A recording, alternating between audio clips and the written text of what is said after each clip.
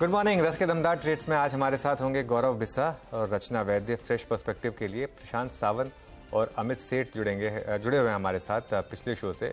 और साथ ही big market voices में आज हम बात करेंगे ईडलवाइज एएमसी के सीईओ त्रिदीप भट्टाचार्य से, और 10:15 पर जेएम फाइनेंशियल के राहुल शर्मा से भी जानेंगे कुछ बिग एंड बोल्ड आइडियाज़। ये सब कुछ लाइंड अप है शो में। थोड़ी ही देर में वीर और मैं रहेंगे आपके साथ। मार्केट की बात करते हैं। आज का stock of the morning BHEL, अब सर्किट की तरफ बढ़ता हुआ ये स्टॉक 8% तेज़ी इस समय इस स्टॉक में। उसके अलावा Tata Steel, Hindalco, JSPL, Nalco, SAIL, JSW Steel, Hindustan Copper, ONGC, Coal India, NMDC, Vedanta. उसके बाद अगले 12 स्टॉक, सारे के सारे कमोडिटी स्टॉक्स। इस तरीके के मूव्स यहाँ पर इस समय आपको विजिबल होंगे। उसके अलावा कुछ और stocks, Mahindra and Mahindra fresh hyper, IX, Shree Cement, ये कुछ और स्टॉक्स जो जहाँ पर मोमेंटम। और अगर आप लोअर स्टॉक्स देखेंगे तो उसमें पीएफसी, आरईसी, थोड़ी सी प्रॉफिट बुकिंग यहाँ पर, मन्नापुरम फाइनेंस में प्रॉफिट बुकिंग, और टोरेंट फार्मा वो जो बड़ा एक्विजिशन करने की तैयारी कर रहा है उसको लेकर यहाँ पर थोड़ा सा इशू। वीरो, गुड मॉर्निंग। गुड मॉर्निंग अनुज, एक बार बैंक निफ्टी को देखते हैं डे लो पर।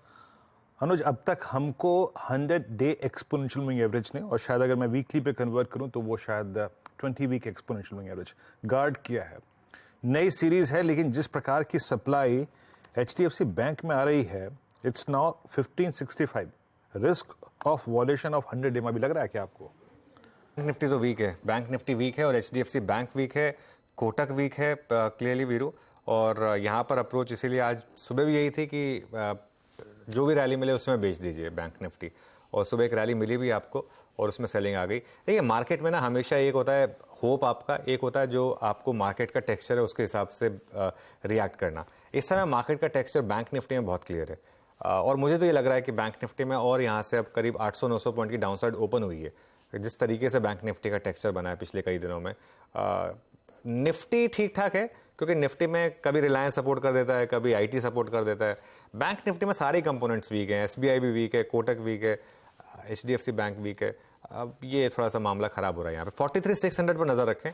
43,600 अगर टूटेगा तो मेरे ख्याल से फिर डिक्लाइन और बढ़ेगी यहाँ पर।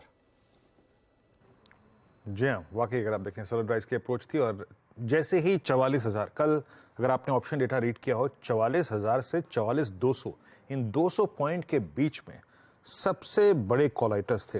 इनफैक्ट वो मेरी फाइल खुली नहीं, अदरवाइज मैं आपको दिखाता कि इन दो स्ट्राइक्स में कल कितना बिल्डअप था। खैर, अब पैनल को आपकी स्क्रीन पर रखते हैं, जो आपसे इस वक्त ट्वीट्स शेयर करेगा गौरव बिस्सा, रचना वैद्य, प्रशांत सावंत और अमित सेठ पिछले कार्यक्रम से आ रहे हैं। रचना जी, गुड मॉर्निंग। इंडस्ट्रीज पे आपका व्यू और आपके दो कन्विक्शन ट्रेड्स।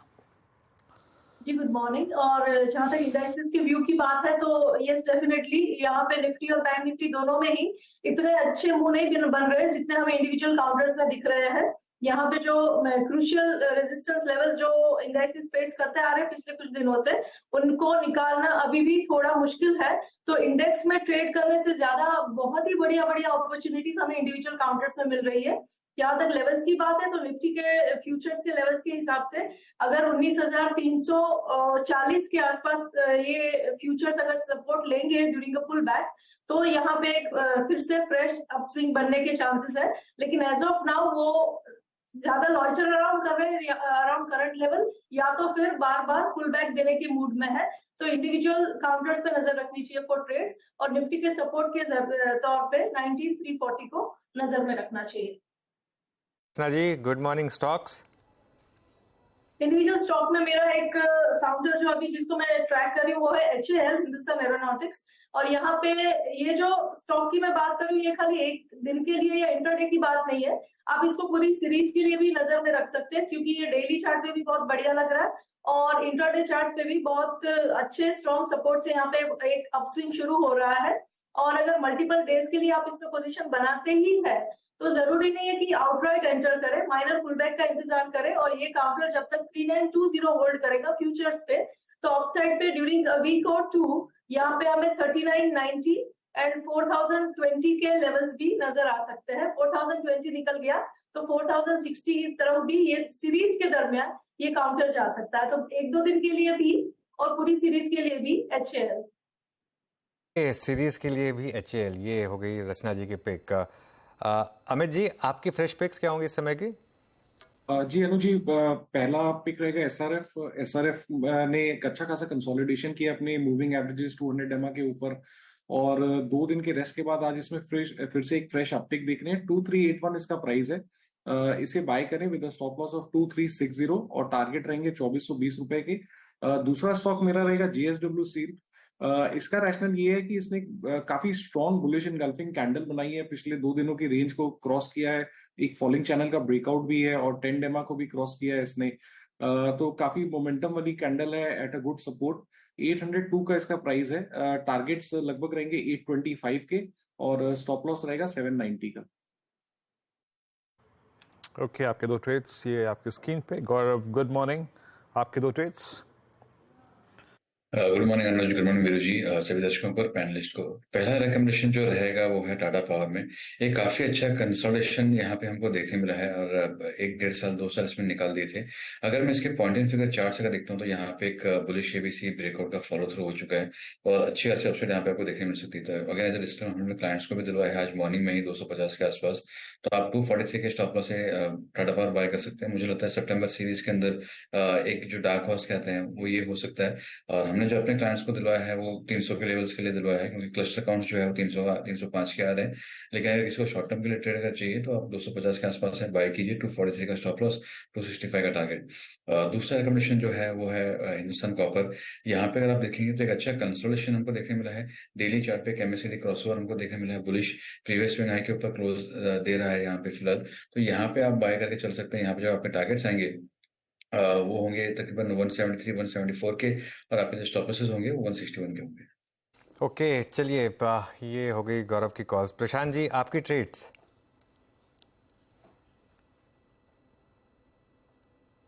प्रशांत जी। जी अनुज जी, 2 स्टॉक्स जो रडार में है, एक होगा टाटा कंज्यूमर, बहुत अच्छे सपोर्ट पे आया है और वहां से बाउंस कर रहा है। तो यहाँ पे जो स्टॉप लॉस में रखूंगा वो होगा 825 स्पॉट। टारगेट में देख रहा हूँ कंफर्टेबली 875 880 के जोन तक जा सकता है। नेक्स्ट पिक मेरा होगा Tata Motors. Overall auto sector strength दिखा रहा है महीने के पहले दिन से, और मुझे लग रहा है आज की टाटा मोटर्स की ओपनिंग काफी अच्छी है। तो यहाँ पे मैं स्टॉप लॉस 600 के नीचे 595 रखूंगा स्पॉट में, और मैं टारगेट देख रहा हूँ करीबन 625 के आसपास जाए। ये स्टॉक अगर 625 क्रॉस कर दे तो मुझे लग रहा है 640 तक के लेवल भी इसमें दिख सकते हैं। ओके, चलिए अब समय हो गया बिग मार्केट वॉइसेस से मार्केट की बिग पिक्चर समझने का, और आज हमारे साथ हैं ईडलवाइज एसेट मैनेजमेंट के CIO इक्विटीज त्रिदीप भट्टाचार्य। त्रिदीप जी, गुड मॉर्निंग। बताइए इस समय मार्केट को लेकर आपका क्या व्यू बन रहा है? जो ये डायकॉटमी रही है लार्ज कैप और मिड कैप्स में, ये कब तक चलेगी? मेरे हिसाब से ये तब से चल रही है जब से कि लोगों को ऐसा रुझान है कि रेट्स काफी हद तक पीक जैसे हो गए हैं। तो प्रो रिस्क सेंटिमेंट के चलते मिड और स्मॉल कैप्स में एक रैली आई। जो वैल्यूएशन डाइकोटमी थी between large, mid and small, वो मेरे हिसाब से काफी हद तक करेक्ट हो चुका है। सो यहाँ से आई थिंक जो मिड एंड स्मॉल कैप में या फिर जो मूवमेंट्स होगा वो ज्यादा अर्निंग्स ड्रिवन होगा मेरे हिसाब से, पहली बात। दूसरी बात ये कि ओवरऑल मेरे को लगता है मार्केट सेंटिमेंट वाइज मार्केट अभी थोड़ा सा फेयर वैल्यू जोन में है, जहाँ पे overall we have to find pockets जहाँ पे वैल्यूएशंस और अर्निंग्स ग्रोथ का आंकड़ा जो है वो सही बैठ रहा है। उस हिसाब से पैसे बनने के आसार यहाँ से आगे की तरफ रुक करें तो ज्यादा होगा as opposed to pure market levels, ऐसा मेरा मानना है। तो दीप जी, एक और चीज़ है, इस बार आप देखें तो जिस प्रकार के कंस्ट्रक्शन ऑर्डर्स, जिस प्रकार के इक्विपमेंट सप्लाई ऑर्डर्स, जिस प्रकार के कैपिटल गुड्स कंपनियों को ऑर्डर मिल रहा है, for just for instance of NTPC को देख लीजिए आप, सॉरी ये BHEL को देख लीजिए आप ऑर्डर विन की खबरें जो हैं RVNL के लिए, मुझे याद आता है कि एक कंपनी एक्शन कंस्ट्रक्शन इक्विपमेंट, मेरे ख्याल से मेरे स्क्रीन पे भी कुछ देर पहले चार्ट था ही वो, मतलब इस साल के शुरुआत में जून 23 में उसका प्राइस था 480, अब इट्स 768 है। मिड कैप में इन कंपनियों की बहुत स्ट्रॉन्ग प्रेजेंस है, कंस्ट्रक्शन, इंफ्रा, इक्विपमेंट सप्लाई, इन कंपनियों पे इनका आपका व्यू क्या है इस वक्त? सो मेरा मानना ये है कि ये क्वेश्चन को थोड़ा ब्रॉड बेस्ड तरीके से अगर आप देखें ना, तो ऐसे मार्केट में जहाँ पे कि मार्केट थोड़ा फेयर वैल्यू लग रहा है, जो हम लोगों को फोकस करने की जरूरत है वो है कि पॉकेट्स ऑफ अर्निंग्स रेजिलियंस, जिसको हम कहें, मतलब ऐसी जगह जहाँ पे अर्निंग्स के जो पथ है वो काफी स्ट्रांग रहे। सो अगर आप मार्केट को, और हमारे रिसर्च के हिसाब से ऐसी 5 जगह है मार्केट में जहां पे कि मार्केट कंपनीज के अर्निंग्स जो है काफी स्ट्रांग रहने वाले हैं। उसमें से एक मेरे को जो लगता है मैन्युफैक्चरिंग अपसाइकिल एक स्ट्रांग आने वाला है इंडिया में, और चल रहा है और आगे और स्ट्रांग होगा, driven by private sector capex. So उसमें ये सारी जो कंपनीज हैं वो अच्छी फिट होती हैं। मेरे हिसाब से ये 5 साल बरकरार रहने वाली एक थीम है, जो शायद अगर अपने को अगले साल एक स्टेबल गवर्नमेंट मिलती है देन ये ट्रेंड एक्चुअली एक्सेलरेट कर सकता है उसके बाद। सो कुछ कंपनीज जो इसमें फिट होती हैं वो कैपिटल गुड्स कंपनीज जैसे हो, और मिड और स्मॉल कैप में उनके ऑर्डर बुक्स जो हैं वो 4-5 साल के लिए काफी अच्छे दिख रहे हैं। So ultimately, amongst the 5 pockets of earnings resilience, manufacturing upcycle driven by private sector capex, ये जो है ये एक strong area of earnings है जिसकी आपने रुक करी है। ऐसे 4 और हैं, but ये 5 साल का थीम है और काफी strong रहने वाला है। ओके, आईटी पर क्या व्यू बन रहा है अब इस समय आपका, क्योंकि नंबर्स खराब आने के बावजूद लार्ज कैप आईटी में स्टॉक्स ने अच्छा खासा बॉटम बनाया और काफी लोअर लेवल से रिकवरी दिखाई है। मेरे हिसाब से कोई भी सेक्टर में 2 चीजें होती हैं, एक होती है पी मल्टीपल, दूसरी होती है अर्निंग्स। सो इसमें पी मल्टीपल्स मेरे ख्याल में एक बार के लिए बॉटम आउट हो गए हैं। अर्निंग्स का जो राइट लेवल है वो अलग अलग कंपनीज के अलग अलग लेवल पे है, बट वो कैलिब्रेशन अभी भी चल रहा है। सो अगर आप पिछले क्वार्टर रिजल्ट्स के बाद अर्निंग्स कट देखें, earnings cut has been to the tune of 3 to 4%। तो ऐसा नहीं है कि 8-10% अर्निंग्स कट गया है। तो मेरे ख्याल में ये एक और क्वार्टर का शायद पेन थोड़ा बहुत रहता है, बट ये final phase of earnings consolidation है। इसके बाद अगर आप 12, 18, 24 महीने का व्यू लें, सो थिंग्स यहाँ से चीजें थोड़ी शायद बेहतर हों। तो इसलिए हम लोग अर्निंग्स कंसोलिडेशन फेज में हैं। एक या 2 क्वार्टर का और पेन है, उसके बाद मेरे ख्याल में थिंग्स थोड़ी सी नॉर्मलाइज होना चाहिए। सो हमारे पोर्टफोलियोज में हम आईटी पहले काफी अंडरवेट थे, अभी फिलहाल हम लोग न्यूट्रल टू मार्जिनल ओवरवेट चल रहे हैं, और जैसे जैसे हमको मौका मिलता है स्टॉक प्राइस के हिसाब से वैसे हम वेटेज बढ़ाने की तरफ देख रहे हैं एज अपोज टू घटाने का। चिदेब, आप मेटल्स पे क्या कर रहे हैं? और मेटल्स बहुत स्ट्रॉन्ग भी हैं। अब चाइना के चलते अगर फिर से डिमांड काफ़ी स्ट्रॉन्ग रही, और एक अच्छी बात ये भी है कि वित्तीय स्थिति हमारी मेटल कंपनियों की पहले से काफ़ी अच्छी खासी है। मैं जस्ट JSPL की जो कमेंट्री थी उसी को मैं अगर आपको यहाँ पे कोट करूँ, उन्होंने कहा था कि FY23 के एंड तक हम डेट फ्री हो जाएंगे। ये बहुत सारी कंपनियों ने करा, मतलब अपने डेट्स को काफ़ी सब्सटेंशियली रिड्यूस किया, उनके इंटरेस्ट बर्डन्स काफ़ी कम रहे हैं। तो मेटल्स को चेस करने का अब metal index all time high पे खड़ा है। आपसे बातचीत करते करते बहुत लॉजिकल रीजन लगता है आपको इस वक्त? जो आपने बहुत अच्छा सवाल है, इसको मैं 2 तरीके से इंटरप्रेट करता हूँ। ये सब कंपनीज जो डीलेवरेज हो चुकी हैं, इनके पास अभी बैलेंस शीट में पैसा काफी है। मेरे को लगता है कि this is a huge positive for the capex cycle. जो मैंने पहला वाला पॉइंट बोला, ये सब कैपेक्स करेंगे तो इंडिया का मैन्युफैक्चरिंग अप साइकिल और ब्रॉड बेस्ड होगा, ये पहली बात। पर मेटल्स में मेरा मानना ये है कि मेटल्स में हम लोग थोड़ा सा tactically stock prices will be strong, पर ओवरऑल जो इसका अल्टीमेट एरिया है विच इज चाइना में रिकवरी थोड़ा सा एक्सपेक्टेशन के बनिस्बत थोड़ी सी स्लो रही है। सो इसलिए हमारा मेटल्स में व्यू थोड़ा पॉजिटिव नहीं है। हम लोग अंडरवेट है मेटल्स में, और हमारा मानना ये है कि ग्लोबल मेटल्स में जो एक अनसर्टेनिटी ड्रिवन तेजी थी वो होके निकली है। अभी चाइना में जो रिबाउंड है वो थोड़ी बहुत अगर स्लो हो तो अल्टीमेट एंड डिमांड उतना ज्यादा ना सस्टेन करे जो पहले हो, उसमें पॉकेट्स ऑफ रैलीज होंगी, but that is the metals is not one of the area कि जहां पे हम लोग ओवरवेट है। हम लोग को लगता है कि पर्टिकुलरली अगर आप नियर टर्म अगले 2-3 क्वार्टर देखें तो यूजर्स ऑफ कमोडिटीज जैसे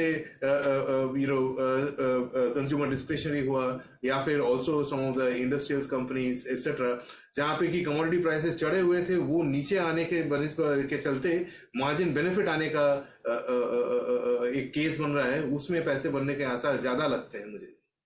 ओके, एक आखिरी सवाल, रियल एस्टेट और होम इम्प्रूवमेंट स्पेस में काफ़ी अच्छा ट्रैक्शन रहा है त्रिदीप जी। पॉलीकैब, एस्ट्रल जैसे स्टॉक्स हो गए या फिर सेरेमिक स्टॉक्स हो गए, और रियल एस्टेट में खुद भी काफ़ी तेज़ी रही है। हमने रिसेंट रजिस्ट्रेशन डेटा देखे, वो भी काफ़ी स्ट्रांग थे। यहाँ पर कोई व्यू आपका? मेरे हिसाब से जो मैंने वो 5 एरियाज ऑफ अर्निंग्स रेजिलियंस की बात करी, ये उसमें से तीसरा है। मुझे लगता है कि रियल एस्टेट में हम लोग 5 से 7 साल के अप साइकिल में हैं और हम लोग कहीं पहले 2-3 साल में हैं। तो उसमें फर्स्ट स्टेज में जो है, जो बिल्डर्स होते हैं वो काफी अच्छा करते हैं। सेकेंड स्टेज में overall indirect plays on real estate, जो कि टाइल्स हुए, बिल्डिंग मटेरियल्स हुए, इस टाइप के स्टॉक्स बेहतर करते हैं, वहां पे हम लोग हैं। हमारे पोर्टफोलियोज में ये एक बहुत ही स्ट्रॉन्ग एरिया ऑफ ओवरवेट है और काफी हम लोग का अच्छा मतलब स्टॉक कॉल्स उसमें बेहतर है। मुझे लगता है कि अभी और काफी रहना बाकी है। ये एक और एरिया है जहां पे कि जो मैं कह रहा था कि कमोडिटी प्राइसेस नीचे आने के चलते अगले 2-3 क्वार्टर में शायद आपको बेनिफिट भी देखना मिले। सो टॉप लाइन भी स्ट्रांग है रिलेटिवली, अर्निंग्स में भी अगर मार्जिन्स में भी उनको बेहतर जगह मिले तो स्टॉक्स के लिए बहुत बेहतर होगा। जो बाकी 3 एरियाज उसमें जहां हम लोग पॉजिटिव हैं अमंग्स द 5, उसमें एक लेंडिंग फाइनेंशियल्स का एक और एरिया है जहां हम लोग को लगता है कि ओवरऑल अगले 1 साल पॉइंट ऑफ व्यू से फाइनेंशियल्स में ग्रोथ और एसेट क्वालिटी दोनों वरीज नहीं है और पॉजिटिव हो सकते हैं। And other 2 areas are defence और ईएमएस। ये डिफेंस का जो एरिया दारोमदार है उसमें मुझे लगता है कि 10 साल की तेजी है, उसमें आगे पीछे होगा, पर नेट नेट काफी अर्निंग्स आउटलुक पॉजिटिव लगता है। एंड ईएमएस में the sector is going through their own Y2K moment. मेरे हिसाब से ओवरऑल अगर आप जो आईटी सर्विसेज को आज से 10-15 साल पहले देखने को मिला था, उस तरीके की ग्रोथ ट्रेजेक्टरी हो सकती है। ऑफ कोर्स स्टॉक पिकिंग की जरूरत है, ब्लैंकेट बेसिस पे कोई भी स्टॉक नहीं खरीद सकते हैं, पर ये 5 एरियाज में मुझे लगता है कि अर्निंग्स रेजिलिएंट रहने की बात है और वो इसमें अगर फोकस करें तो पैसे बनने के अच्छे आसार हैं अगले 1-2 साल। ओके, चलिए त्रिदीप जी, बहुत बहुत शुक्रिया आज हमसे बात करने के लिए और इन सब सेक्टर्स पर अपना व्यू रखने के लिए। चलिए अब एक काम करते हैं, एक ब्रेकिंग न्यूज़ को एड्रेस करते हैं। नज़ारा टेक में निखिल कामत एक हिस्सा खरीदने की तैयारी कर रहे हैं। निखिल कामत जीरोधा के को फाउंडर हैं। ये खबर जानने के लिए CNBC TV 18 से सोनिया शिनॉय हमारे साथ जुड़ गई हैं, उनसे बात करते हैं। सोनिया, गुड मॉर्निंग, बताइए क्या खबर है आपके पास? Good morning Anuj, thank you so much. जैसे कि आपने कहा, जो गेमिंग इंडस्ट्री है उसमें बहुत इंटरेस्ट आ रहा है और निखिल कामत जो बिलियनर इन्वेस्टर है, जीरोधा के प्रमोटर है, अभी उन्होंने 1% स्टेक ऑलरेडी ले लिया है नज़ारा टेक में एंड उनका जो इंटरेस्ट है अभी नज़ारा टेक में बढ़ा है। अकॉर्डिंग टू सोर्सेज, जो निखिल कामत है वो 3.5% स्टेक तक अपना इन्वेस्टमेंट करेंगे नज़ारा टेक में। 1% स्टेक ऑलरेडी ले लिया है और जो डील है 3.5% स्टेक तक लेने की, वो over the next couple of days close हो जाएगी। अभी नज़ारा टेक का जो बोर्ड है वो मिलेगी सितंबर 4 को, तो उनकी बैठक होएगी सितंबर 4 को। और नज़ारा टेक, जब भी हमने उनसे बात की थी तो उन्होंने बोला कि जो स्पेकुलेशन है उन पे वो कमेंट नहीं करना चाहेंगे। लेकिन अगर आप स्टॉक देखेंगे तो स्टॉक एक्चुअली लास्ट 6 मंथ्स में 50% की जो गेन है वो स्टॉक ने देखी है। और जो बिजनेस है नज़ारा टेक की वो बहुत ही ज़बरदस्त है। अगर Q1 में देखा जाए तो डबल डिजिट ग्रोथ है दोनों की सेगमेंट्स में।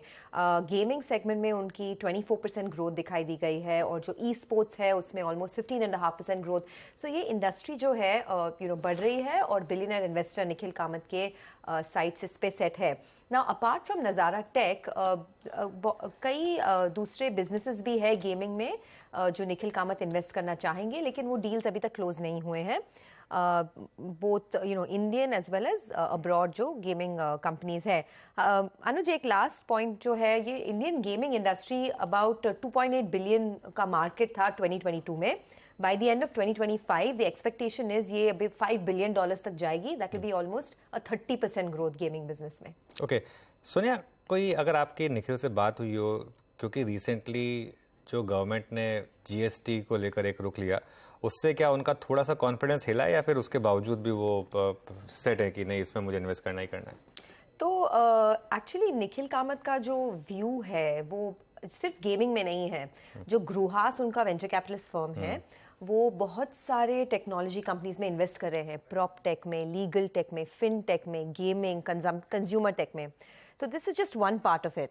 जब भी मेरी उनसे बात हुई थी तो उन्होंने बोला था कि जो लार्जर स्टोरी है वो 10 years डाउन द लाइन है। जो आजकल के बच्चे हैं वो जैसे कंज्यूम करते हैं, वो लोग, उनका कंजम्पशन पैटर्न ऐसे है कि उनको डायरेक्ट इंटरेक्शन चाहिए, उनको फीडबैक लूप में रहना है, वो तरीके से अगर आप देखा जाए तो gaming is an integral part of the consumption pattern for the new generation, और वो ही उनका फोकस है। नेक्स्ट 10 to 15 ईयर्स की स्टोरी देख रहे हैं।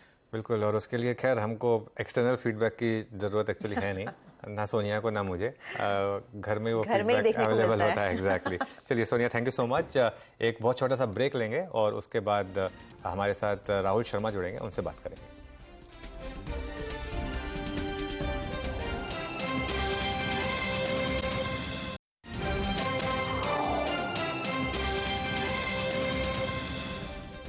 Welcome back. अब हमारे साथ जेएम फाइनेंशियल के डायरेक्टर और technical and derivative head Rahul Sharma जुड़ गए हैं। Rahul ji, good morning. बताइए, क्या लग रहा है निफ्टी और बैंक निफ्टी को देख के चार्ट थोड़े से खराब हो रहे हैं क्या? नमस्कार अनुज जी। सबसे पहले तो सोनिया और आपको साथ में देखकर एक बार ये लगा कि कहीं टीवी 18 पे तो नहीं है आज का interview. So it's a pleasure seeing both of you together on the screen. देखिए, जहां तक पूरे जो अगस्त का जो एक महीना था, मेरे हिसाब से कहीं ना कहीं रेंज बाउंड में हमने निकाला, ब्रॉडर मार्केट ने गिव अप नहीं किया। सबसे इंटरेस्टिंग टिपिंग पॉइंट जो यहाँ पर है वो है एफआई वर्सेस रिटेल की पोजीशनिंग में। देखिए, अगस्त महीना जब शुरू हुआ था तो एफआईज ने अपना जो लॉन्ग एग्रेशन था उसे काफी हद तक कम किया था, और एक तरह से पूरे महीने वो शॉर्ट में थे इंडेक्स फ्यूचर्स के अंदर। अगर मैं एज ऑफ यस्टरडे की डेटा देखूं, रोल ओवर्स हालांकि इतने ग्रेट नहीं थे, लेकिन जो हिसाब से एफआईज ने अपनी शॉर्ट्स पोजीशंस कवर कर ली है और जो हिसाब से रिटेल की पोजीशन जो लॉन्ग पोजीशनिंग थी वो कम हुई है, उसको देखकर ऐसा लग रहा है कि यहाँ पर मार्केट गिव अप करने के मोड में नहीं है। इनफैक्ट सितंबर महीने में एक अच्छा बाउंस या ब्रेकआउट हमें देखने को मिल सकता है इस कंसोलिडेशन जोन से। दूसरा इनपुट में जो ले रहा हूँ निफ्टी 500 इंडेक्स से ले रहा हूँ, जो ब्रॉडर मार्केट इंडेक्स है उसने अभी तक हायर लो का जो सेटअप है वो इंटैक्ट रखा हुआ है। तो निफ्टी ने मल्टीपल टाइम्स 19,250, 19,230, 19,300 मल्टीपल टाइम नीचे में नए नए लोज बनाए, लेकिन निफ्टी 500 ने लोज नहीं बनाए। तो इसको देखकर ऐसा लग रहा है कि यहाँ पर बहुत अच्छा चांस है 19,500 को निकालने का, और जब ये निकलता है मुझे लगता है नेक्स्ट जो स्टॉप रहेगा सीधा निफ्टी में 19,800, 20,000 तक का रहेगा। तो मुझे उम्मीद है सितंबर महीने में ब्रेकआउट निफ्टी में देखने को मिल सकता है। रिस्क रिवॉर्ड इंक्रीमेंटली फेवरेबल है, जैसे जैसे हम 19,200 के क्लोज रहते हैं, तो यहाँ पर मेरे हिसाब से बाउंस बैक को प्ले करने के लिए कॉल ऑप्शंस बाय करें। 19,500 के ऊपर अगर क्लोजिंग मिल जाए या एक तरह से सस्टेन कर जाए हम आधे सेशन भी, तो पोजिशनली भी ट्रेड की जा सकती है फ्यूचर्स में, जहां में लगता है कि एक बड़ा मूव निफ्टी के अंदर बनता हुआ दिख सकता है। Fair enough. तो ये बात हो गई निफ्टी की, लेकिन बैंक निफ्टी का व्यू नहीं दिया आपने। जो आपने बोला कि जो आपने इनपुट्स लिए ब्रॉडर मार्केट को देखकर, लेकिन बैंक निफ्टी खासा वीक रहा है। क्या यहाँ लग रहा है कि एक और करेक्शन ड्यू है? क्योंकि अगर निफ्टी चलेगा तो बैंक निफ्टी के चले बिना चलना मुश्किल है। जी हाँ, देखिए पिछले 2 शोज में मैंने कहा था कि आईटी लीड करेगा, बैंकिंग बैकसीट लेगा, और रोल ओवर डेटा में भी ऐसा ही दिख रहा है। बैंकिंग और फाइनेंशियल में रोल ओवर्स जो है काफी बेरिश हुए हैं। मुझे लगता है प्रेशर यहाँ पर बना रहेगा। यस, 35% वेट्स है निफ्टी के अंदर, तो एक बाउंस डेफिनेटली देखने को मिलेगा, but on a comparative basis हमारा जो ध्यान है यहाँ पर 3 सेक्टर्स पर है। मेरे हिसाब से केमिकल्स में अच्छा ट्रैक्शन बनता हुआ रहेगा। साथ में हमें लगता है कि मिड आईटी में, खास करके मिड कैप आईटी जहां पर हाई बीटा प्ले रहता है, वहां पर ट्रैक्शन बढ़िया रहेगा। और ओवरऑल बैंकिंग में मुझे लगता है खास करके बैंक निफ्टी में अंडर परफॉर्मेंस और प्रेशर रह सकता है। तो आई थिंक जो मेजर पेन है, मेजर शॉर्ट्स थे वो बैंकिंग इंडेक्स में, हालांकि इंडेक्स अपने 100 डे के मूविंग एवरेज के पास चल रहा है, तो टेक्निकल बाउंस बैक बनता है, but from a comparative basis मेरे हिसाब से बैंकिंग को छोड़कर बाकी सेक्टर्स पर फोकस करना चाहिए। ओके राहुल जी, एक स्पेस सेक्टर जिसने सीरीज के पहले दिन एक बहुत स्ट्रॉन्ग मैसेज दिया है, जो कि अपनी ऑल टाइम हाई ट्रैजेक्टरी में जा रहा है, वो है मेटल्स। आपका मेटल्स पे तर्क क्या है? रोलोवर्स कैसे रहे? क्या चीज करना चाहेंगे आप मेटल्स में? ये देखिए, मेटल्स में ब्रॉडली रोल ओवर्स बुलिश रहे हैं, और इनफैक्ट मेटल्स में लगातार हमने देखा है कि वोलेटिलिटी होने के बावजूद स्ट्रक्चर जो है इनके चार्ट्स के, इनके जो मीडियम टर्म स्ट्रक्चर्स है वो डैमेज नहीं हुए। इनफैक्ट आज के सेशन में काफी स्ट्रॉन्ग डेटा और ट्रैक्शन देखने को मिल रहा है। मेरे हिसाब से मेटल्स में तेजी रहनी चाहिए, कंटिन्यू रहनी चाहिए। टाटा स्टील हमें लगता है 140 तक जा सकता है। हिंडाल्को में हमें लगता है कि 500 तक के मूव देखने को मिल सकते हैं।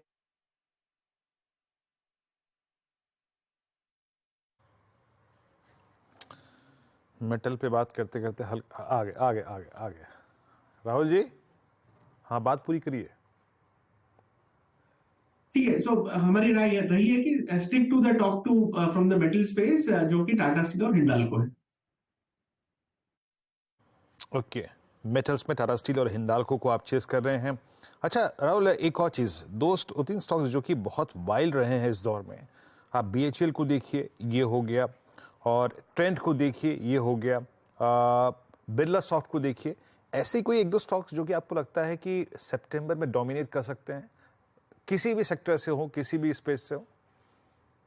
देखिए, पब्लिक सेक्टर एंटरप्राइजेस का जो सेटअप है वो काफी मजबूत रहा है और पूरे कैलेंडर ईयर ये साल, और मुझे लगता है कि सितंबर महीने में इस स्पेस में फॉलो अप बाइंग देखने को मिलनी चाहिए। हमारा टॉपिक इस स्पेस से रहेगा गैस अथॉरिटी ऑफ इंडिया, गेल का सेटअप हमें यहाँ पर बहुत ही बेहतरीन दिखाई देता है। इनफैक्ट मुझे लगता है कि पोजीशन अगर आप डिलीवरी में भी लेते हैं तो अच्छी अपसाइड देखने को मिलनी चाहिए। तो ट्रैक्शन के हिसाब से गेल, और दूसरा एक सेक्टर है जो दबा हुआ है, आई थिंक ट्रैक्शन चालू हुआ है इसके अंदर, वो है शुगर स्पेस। खास करके F&O में एक ही काउंटर है, बलरामपुर चीनी, जहां पर हमें लगता है कि अच्छा सेटअप है। बट कैश में हमें लगता है कि रेणुका और त्रिवेणी इंजीनियरिंग, ये दो स्टॉक्स है जिनमें अच्छा ट्रैक्शन देखने को मिल सकता है। तो ओवरऑल सिलेक्टिव मार्केट है, बट रिलेटिव टर्म्स में आई थिंक अगस्त के कंपैरिजन में यहाँ पर हमें अच्छा मोमेंटम बनता हुआ दिख सकता है। और ये है कुछ ऐसे स्टॉक्स, राहुल जी के ऐसे स्टॉक्स पे राय जो कि सितंबर में डोमिनेट कर सकते हैं। अच्छा राहुल, एक प्रश्न और होता है, आई मीन ये बाजार, जैसे कि आपने शुरू में कहा कि FIs ने अपने इंडेक्स में शुमार सब्सटेंशियल शॉर्ट कवर कर लिए, मेरे ख्याल से हार्डली 1600 है। स्टॉक फ्यूचर्स में भी जो स्थिति है उसको देखते हुए मैं क्रॉस क्वेश्चन पूछूंगा, जहां सबसे ज्यादा शॉर्ट रोलओवर्स आए हैं और एक पर्टिकुलर पॉइंट पे अगर वहां से रिवर्सल होता है तो शॉर्ट कवरिंग जो है वो इसको एक पुश देगी, जैसे कि केमिकल में जो लास्ट 3 दिन से हुआ शॉर्ट कवरिंग पुश था। एक ऐसा बास्केट जिसने सबसे शॉर्ट देखे हों, रोलओवर शॉर्ट हुए हों, लेकिन कोई भी रिवर्सल एक थ्रस्ट जनरेट करेगा। ये देखिए, जो सबसे ज्यादा शॉर्ट्स रोलओवर हुए वो 3 सेक्टर में हुए हैं। एक आपका FMCG है जिसमें काफी बेरिश एक्शन रहा है, ऑयल एंड गैस है काफी हद तक, और BFSI बैंकिंग और फाइनेंशियल्स है। आई थिंक शॉर्ट कवरिंग का प्रेशर अगर आना है तो मेरे हिसाब से बैंक निफ्टी 45,000 का जो एक बहुत ही स्ट्रॉन्ग हर्डल रहा है, आई थिंक वो निकलेगा तो आएगा। अदरवाइज मुझे लगता है कि FMCG में सिलेक्ट काउंटर्स में देखा जा सकता है।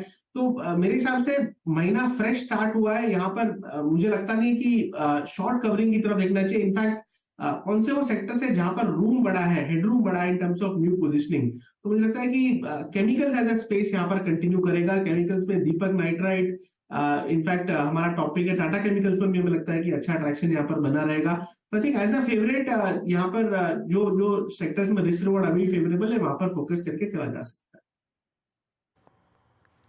है। टाटा केमिकल आपके स्क्रीन पे, और एक बार इंडेक्सेस को फिर लेके आइए स्क्रीन पे। इट्स 19329, एक बार फिर से निफ्टी डे हाई की जोन में जाने की कोशिश करता हुआ। और आज के लिए राहुल, अच्छा आज के लिए कोई ऐसा पर्टिकुलर लेवल जहां तक आप शॉर्ट अटेम्प्ट करेंगे लेकिन उसके बाद शॉर्ट कवरिंग बाजार में आ सकती है 19350? निफ्टी में तो हमारा ध्यान पॉजिटिव है। इनफैक्ट निफ्टी में आप 19,500 के कॉल ऑप्शंस लेकर चल सकते हैं, तकरीबन 30 रुपए के आसपास ये ट्रेड कर रहे हैं, अगले हफ्ते की एक्सपायरी वाले कॉल ऑप्शंस। मुझे लगता है प्रीएम्प्टिवली यहाँ पर एक ब्रेकआउट का ट्रेड लिया जा सकता है। इमीडिएट बेसिस में हमें लगता है कि 19,500 तक की मूव निफ्टी में देखने को मिलेगी। तो उस बेस में हमें लगता है कि ये ऑप्शन तकरीबन आपका 100 रुपए तक के लेवल्स ऊपर में दिखा सकता है। तो 19,500 के कॉल ऑप्शंस बाय करके चलिए। और जहां तक स्टॉक स्पेसिफिक एक्शन है, टाटा पावर का सेटअप हमें आज काफी अच्छा लगता है। पिछले वीक में 3x वॉल्यूम्स हुए थे कैश के अंदर, इस वीक में स्टॉक ने कंसोलिडेट किया है और आज के सेशन में एक अच्छा ट्रैक्शन देखने को मिल रहा है 250 के ऊपर। तो मुझे लगता है 275 के लेवल्स के लिए टाटा पावर में पोजिशनल यहाँ पर तेजी करके चला जा सकता है। 242 का एक स्टॉप लॉस लगाए और टाटा पावर हमारा टॉपिक रहेगा आज के स्पेस में।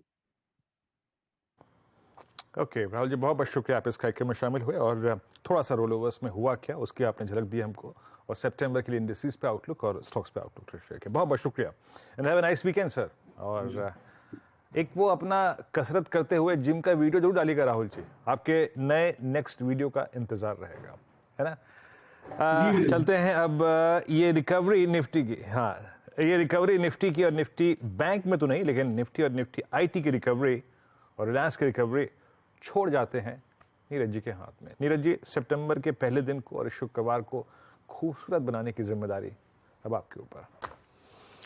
बिल्कुल, और बाजार अच्छे तेज मजबूत कारोबार हो रहा है। लेकिन बैंक निफ्टी थोड़ा सा सुस्त है और मिड कैप भी उतना पार्टिसिपेट नहीं कर रहा, लेकिन निफ्टी में अच्छी मजबूती। चलिए शुरुआत करते हैं